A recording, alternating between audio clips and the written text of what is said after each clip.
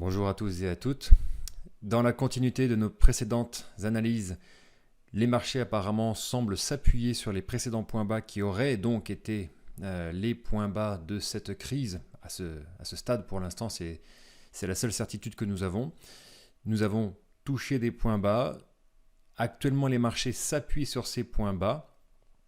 Est-ce que c'est un début de reprise? Est-ce qu'il s'agit simplement d'un rebond technique? Nous allons le voir par la suite de cette vidéo avec l'analyse de nos différents indicateurs.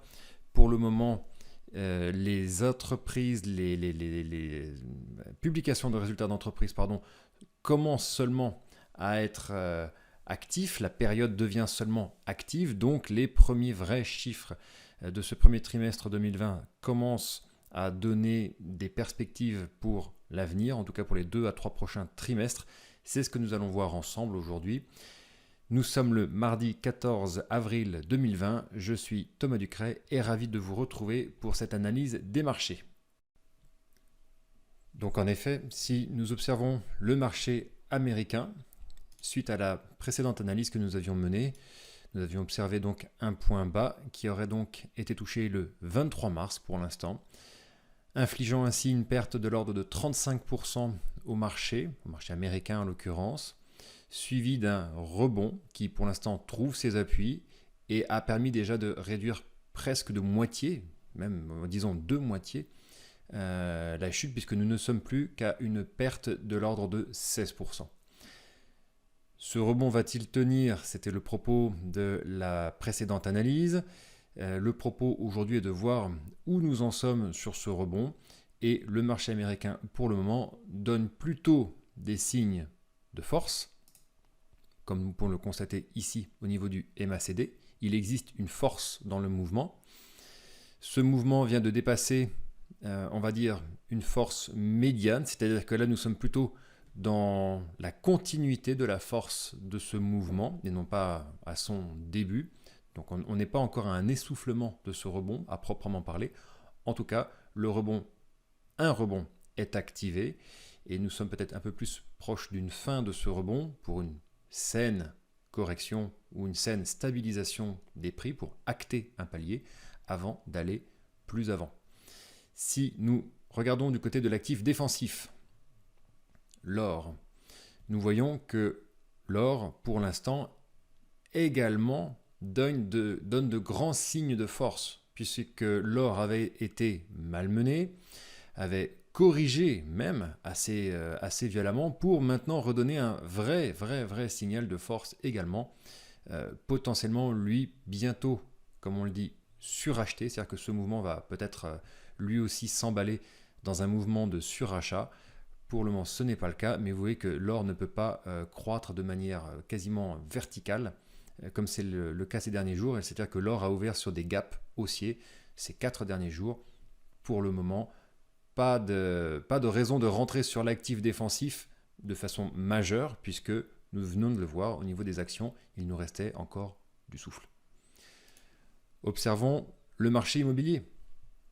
Le marché immobilier suit la même figure, la même pattern, comme on dit, que le marché des actions. Nous sommes un petit peu au-deçà, en haut, donc l'indice de force relative, le RSI, quand nous dépassons la zone des 50 points, nous sommes à 50 points, nous sommes dans une zone complètement neutre dans le mouvement, mais quand nous commençons à dépasser cette zone, c'est que le mouvement est un peu plus dans son momentum, il est plus dans sa lancée, dans son inertie, avant d'être potentiellement suracheté. Donc pour l'instant, vous voyez d'ailleurs qu'on temporise un tout petit peu, il n'y a pas de raison de revenir pareil, de manière trop euphorique sur ce marché, puisque ce marché indique clairement une zone de rachat active pour le moment. Vous allez me dire, il ne faut rien acheter en ce moment. C'est ce que nous allons voir en synthèse à la fin de cette perspective sur les différents indices. Regardons du côté de l'obligation. L'obligataire, qui, un peu à l'image de l'or, avait permis de jouer un rempart dans la crise et s'était envolé, avait corrigé comme l'or avant de repartir à la hausse. Et là, l'obligataire semble vouloir se calmer et venir s'appuyer plus vers ses moyennes historiques, ses moyennes à plus ou moins longue période. Donc l'actif défensif obligataire d'État long terme semble indiquer justement plus de modération et potentiellement un retour, non pas à la normale, mais à une corrélation entre les différentes classes d'actifs, les fameux vases communicants, que j'ai présentés dans différentes publications. En tout cas, l'actif défensif obligataire semble vouloir trouver un point d'appui. Et justement, qui dit point d'appui pour la défense, pour l'actif défensif, peut vouloir dire scénario qui commence un petit peu à prendre forme, où on aurait des actifs risqués, les actions, l'immobilier, dans un mouvement de hausse. L'or mis à part, qui est complètement emballé à la hausse, joue son rôle de défense, en tout cas pour le moment, attire les investisseurs, alors que l'obligataire semble vouloir pondérer. C'est-à-dire qu'on a un scénario dans lequel le rebond semble vouloir vraiment trouver ses repères et continuer d'avancer. Pour autant qu'il continue d'avancer, il y a une espèce de défiance vis-à-vis de ce rebond, puisque les actifs défensifs, clairement, continuent d'être là et ne donnent aucun signe de réelle faiblesse. Le seul qui donne un signal de baisse pour le moment et d'accalmie, c'est le VIX, la volatilité. La volatilité se calme jour après jour après jour, et c'est une excellente chose, puisque la volatilité était partie bien au-delà de ces bornes habituelles, que vous voyez ici matérialisées entre 15 et 22. Que dire? Que la volatilité qui matérialise, on va dire, la peur, qui symbolise la peur, c'est ce qu'on appelle l'indice de la peur sur les marchés financiers. Que dire sinon que la peur semble vouloir s'apaiser, tout simplement.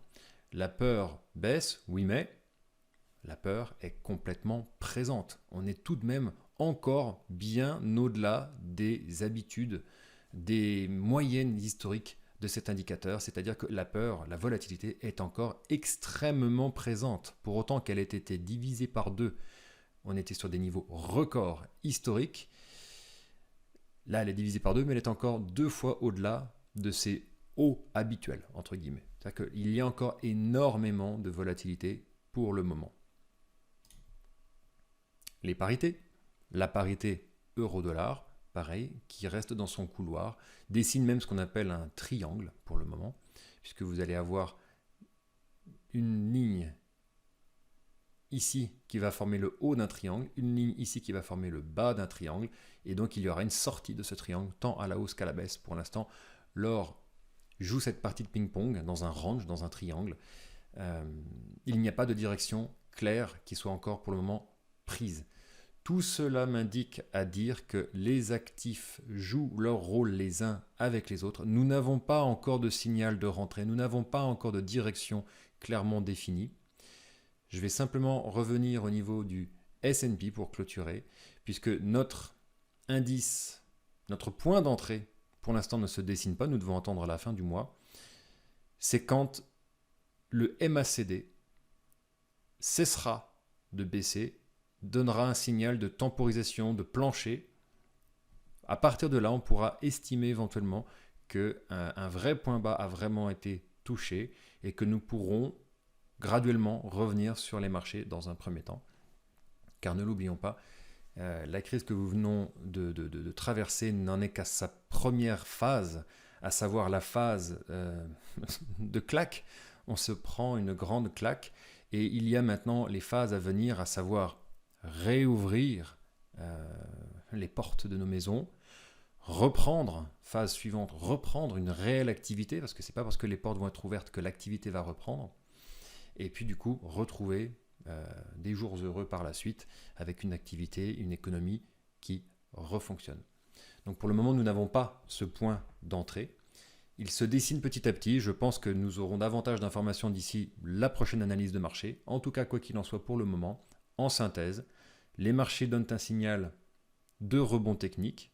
Il n'y a pas fuite vers les capitaux, des capitaux vers les supports défensifs à proprement parler, même si l'or s'emballe un peu, justement l'or s'emballe. Il reste de la place pour ce rebond, pour exister, pour souffler un peu. Normalement, mon scénario serait plutôt rebond et petite correction pour effectivement acter ce rebond et non pas être simplement un rebond technique. Voilà pour l'analyse d'aujourd'hui. Merci pour tous les messages et tous les échanges que nous avons eus récemment.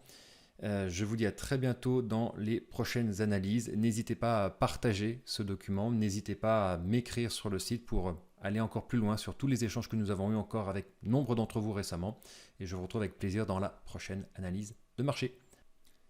Si cette analyse vous a semblé pertinente et que vous souhaitiez en découvrir davantage, tant sur les marchés financiers que sur la gestion patrimoniale, je vous propose de vous connecter sur le site investisseur-tortue.com dans la rubrique Services proposés. Vous y retrouverez les différentes prestations que je présente actuellement à mes clients, ainsi qu'une section pour me contacter directement ou prendre un rendez-vous ensemble, ainsi que mes différentes publications sur les réseaux sociaux, tels que cela se pratique bien aujourd'hui. Je vous invite à vous abonner à ma chaîne et au plaisir de vous retrouver très prochainement sur Internet ou au téléphone. Très bonne journée à vous.